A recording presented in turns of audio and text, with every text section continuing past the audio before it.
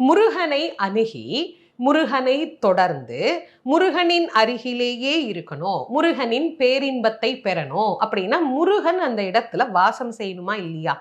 வாசம் செய்யணும் தானே. இப்போ முருகன் மனத்துல வாசம் செய்யணும்னு அவன்கிட்ட போய் கேட்குறோம். இப்போ முருகன் நம்ம மனசு அப்படி எட்டி பார்க்குறாருன்னு வச்சுக்கோங்க.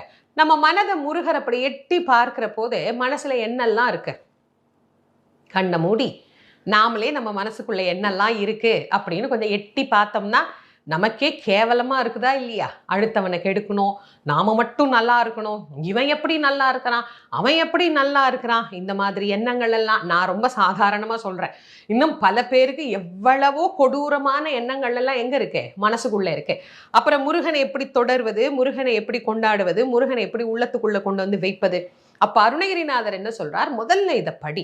உனக்குள்ள இருக்கக்கூடிய இந்த தேவையற்ற அழுக்குகள் எல்லாம் நீங்கிவிடும். அப்பதான் அவனுடைய பேரின்ப அனுபவத்தை நம்மால் என்ன பண்ண முடியும்? அனுபவிக்க முடியும் அப்படின்னு சொல்ற.